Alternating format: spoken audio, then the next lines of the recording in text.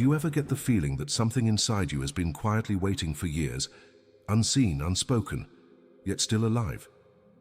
Not a thought, not a memory, but a presence, a part of you that once laughed without fear, loved without doubt, and woke up excited just to exist. That part was never truly lost. It's been buried under what life asked of you. Responsibilities, silence, survival. But lately something's been knocking. A soft ache maybe. A moment that catches you off guard. It's not weakness, it's a signal. There's a voice inside you that was never meant to be silenced. Your inner child. And no matter how many birthdays you've had, she's still there, hoping you'll turn around and finally notice her. Because healing doesn't start with fixing your life. It starts with remembering who you were before the world asked you to forget. And that remembering begins now. You might think you've moved on. That childhood was another lifetime. That what happened back then has nothing to do with who you are now. But tell me this, why does criticism still sting so deeply? Why do you overthink every goodbye, fearing it might be the last? Why does silence from someone you love feel like rejection? These aren't random emotions, they're echoes. Beneath your routines and adult responsibilities, there's a younger version of you still reacting, still hurting. And she doesn't need more logic or explanation. She needs to be seen. Carl Jung taught that the unconscious never forgets. What we bury, we carry. Those moments you brushed off as not a big deal, they may have quietly shaped the way you trust, love, and even speak to yourself. We don't just inherit our parents' eyes or voices, we often inherit their wounds too. And until we pause and listen to what our inner child is still trying to say, those wounds will keep choosing our relationships, our fears, our patterns. This isn't about blame, it's about liberation. Because once you see how the past still lives in you, you're no longer its prisoner. You become the one who can choose differently. Carl Jung didn't just study the mind, he listened to its symbols, its shadows, its forgotten voices. One of those voices, he said, was the inner child, not a metaphor, not just a memory, a living part of your psyche, the part that still knows how to wonder, how to play, how to trust without fear. But when that child is wounded, when love becomes conditional, when safety disappears, something shifts. Joy gives way to anxiety. Curiosity is replaced with shame. Trust becomes caution. The inner child isn't childish. She is essential. She holds the original blueprint of who you were before pain redrew your lines. And Jung believed that ignoring her is what leads us to repeat the same cycles over and over, unconsciously. You might wonder, why do I keep ending up in the same kinds of relationships? Or, why do I sabotage things that are good for me? Often, it's not your adult, self-choosing. It's the child within you still trying to feel safe, and to break the pattern you don't need to fight her. You need to find her. You might not see her directly, but she shows up again and again. In the way your heart races when someone pulls away, in your constant need to please, to be easy to love, even when it hurts you. In that whisper that says, you're too much, or not enough. These aren't personality quirks. They're the fingerprints of a child who once felt invisible, rejected, or unworthy. Maybe you struggle to trust people, even when they give you no reason to doubt.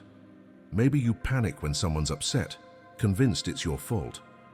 Maybe you say yes when every part of you wants to scream no, because saying no once cost you love. That's her. That's the part of you that still believes love must be earned, that safety comes from silence, that your needs are a burden. You've learned to function, you've learned to survive, but inside, she's still waiting, waiting to be protected, waiting to be chosen, waiting for you. And the truth is, she doesn't need you to fix the past.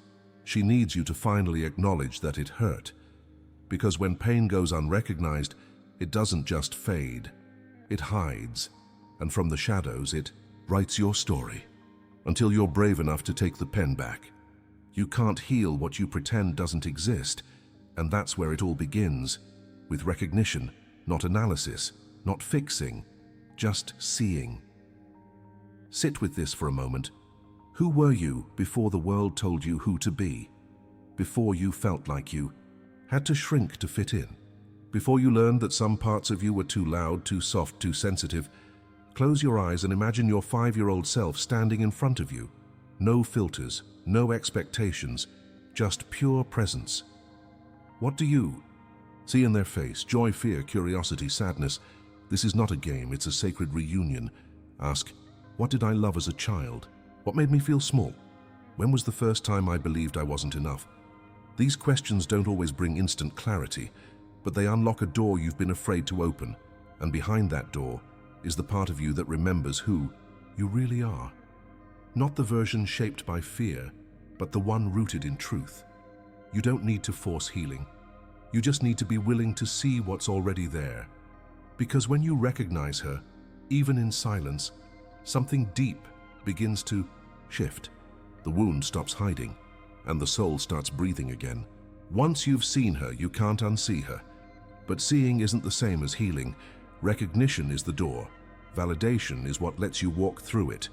Too many of us were taught to minimize our childhood pain. Others had it worse. It wasn't that bad. I should be over it by now. But your nervous system doesn't compare trauma. Your heart doesn't measure pain by someone else's scale. What you felt was real. And if it shaped how you see yourself, it matters. Sometimes what hurts most isn't what happened. It's that no one acknowledged how much it hurt. So let me say this to you now. You weren't too sensitive. You weren't overreacting. You had every right to feel what you felt. When a child's emotions are dismissed, they don't disappear. They turn inward. They become silence, self-doubt, and shame. And unless we go back and witness that pain, not judge it, not fix it, it keeps echoing through our lives long after childhood ends. Jung taught us that the unconscious holds no concept of time. To it, everything is now. Which means every time you ignore your pain, your body relives it. But when you pause and say, I see you, I believe you, you didn't deserve that. You don't just comfort your past self. You begin rewriting your present. Validation opens the wound with gentleness, but it's love, consistent, unconditional love, that begins to heal it. Here's the truth. Most people never say out loud, you cannot shame yourself into wholeness. You can't bully your inner child into growing up. You can only love her home, and that means offering her the very things she once begged for in silence. Affection without condition, safety without fear, presence without performance. You don't have to forget what happened. Healing isn't amnesia, it's integration. It's holding your past with tenderness, not denial. Maybe you were only praised when you performed. Maybe love came with strings attached. Maybe being yourself meant being too much for someone who couldn't handle your light, so you dimmed. You stayed small. You tried to earn what should have been freely given, but not anymore. Now it's your turn to give that love back to the parts of you that needed it most. Not by pretending the past didn't hurt, but by saying you never had to earn love. And from now on, I'll never make you try. This is the beginning of something sacred. Becoming the protector your younger self never had. The one who says, you are safe with me now, and means it, because once you become that source of safety, you stop searching for it in places that cannot hold you, and that's when everything begins to shift. Once you begin loving the parts you used to reject, something radical happens. You stop begging for crumbs from places that were never meant to feed you. Let's be honest. How many times have you stayed in situations where you weren't truly seen just to avoid being alone? How often have you confused attention with love or silence with peace? When your inner child grows up feeling unseen, she becomes an adult who doesn't know how to feel worthy without proof. So you hustle for approval. You chase validation, you wear masks, and you tell yourself, maybe if I'm good enough, they'll finally choose me. But they're not the ones who need to choose you. You are. Because worth isn't something to be earned. It's something to be remembered. It was always there. Before the rejection. Before the silence, before the stories you told yourself just to survive. The more you anchor into your own value, the less chaos you tolerate. You begin walking away from what used to keep you trapped. Not out of anger, but out of clarity. Out of love for the child within who finally knows, I am enough, even when no one claps for me. That's the shift. From emptiness to wholeness. From waiting to be loved to becoming love itself. You can't change what happened, but you can change what it means. You won't wake up one day and find your childhood rewritten, but you can wake up and decide you're no longer living as its prisoner. Maybe your parents didn't have the tools. Maybe love felt like pressure. Maybe silence was safer than speaking your truth. Whatever your story was, it shaped you, but it does not have to define you. There's a moment in healing where you stop asking, "Why did this happen to me?" And you begin asking, "What do I want to do with it now?" This isn't toxic positivity. It's sacred ownership. It's saying, "Yes, this hurt. And yes, I get to write what comes next." You're not here to erase your scars. You're here to honor them as proof that you made it through, as evidence that you carry strength your younger self never even knew she had, because the story you've been telling yourself about being too broken, too difficult, too much, that story was never yours to begin with. And now, with love and truth on your side, you get to choose a different ending. Not by pretending the pain didn't happen, but by deciding that it no longer gets to narrate your future. You've carried fear for so long it might feel like part of your identity, but it's not. It's a response, a memory, a message. And once you begin to listen to it differently, something powerful shifts. Fear isn't the enemy. It's the wounded child holding up a sign that says, "Please protect me." It shows up in disguise, as perfectionism, as self-sabotage, as staying small in rooms you were meant to shine in. You weren't born afraid. That was learned, absorbed from moments when love was inconsistent, when safety felt uncertain, when your voice was silenced. And the problem with fear is, if you don't face it, it becomes the map you live by. It dictates who you love, what you chase, and what you avoid. But here's the truth. What you fear the most often holds the exact key to your power. Not because pain is noble, but because walking through it reveals who you were before fear took over. So ask yourself, where did this fear begin? Who taught me to be small? And what would my life look like if I stopped believing that voice? Your fear isn't a flaw, it's a doorway. And on the other side is not a perfect version of you, but a truer one. The version that trusts herself. The one who stands tall not because fear is gone, but because she finally knows she's bigger than it. It's one of the hardest truths to face. Sometimes it's not the world that's holding you back, it's you. Not because you're broken, but because a younger part of you is still trying to stay safe. Self-sabotage isn't laziness, it's self-protection. It's the child in you who learned that success brought pressure, that love meant obligation, that standing out made you a target. So you delay, you doubt, you quit right before the breakthrough. And then you punish yourself, without realizing you were just reenacting an old wound. But here's the shift. That part of you doesn't need punishment. She needs compassion. Start by noticing your patterns, not with judgment, but with curiosity. When you catch yourself pulling away from something good, pause. Ask, what part of me is afraid right now? Whose voice am I hearing? You'll often find it's not your adult self speaking. It's the child who once needed to play small to survive. But you're not that child anymore. You have tools, you have choice. You have the power to rewrite the narrative that says, good things aren't safe. Every time you choose to respond, with care instead of criticism, you break the cycle, not all at once, but gently, persistently, until self-sabotage gives way to self-trust. There comes a moment, quiet but unmistakable, when you realize you no longer want to live from your wounds. You want to live from your truth. That's the shift, when your worth is no longer negotiated in someone else's approval, when your boundaries aren't acts of rebellion but of self-respect, when you stop performing and start being. And it doesn't always look dramatic. Sometimes it's as simple as saying no without guilt, or walking away from something that once held all your hopes, or waking up and feeling at peace without needing a reason. This is what happens when your inner child finally feels safe inside you. When she trusts that you won't abandon her, not even on the hard days, you begin to attract different people, not because the world changed, but because you did. And the ones who once triggered you, you meet them now with clarity, not chaos, with groundedness, not grasping. Because you no longer need to convince anyone of your value.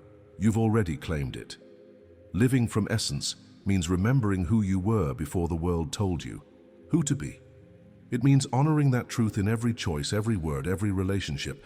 And once you taste that kind of freedom, you can never go back to shrinking, because now you're no longer surviving, you're becoming. Healing doesn't mean erasing the past. It means learning how to live with it, without letting it lead your life. You don't have to pretend it didn't happen. You don't need to rewrite history or make excuses for those who hurt you. You just have to stop carrying the blame that was never yours to hold. Some people think healing is a final destination, but it's not. It's a relationship with yourself, with your story, with the voice inside that once whispered, "I'm too broken to be whole." You may still feel the ache sometimes.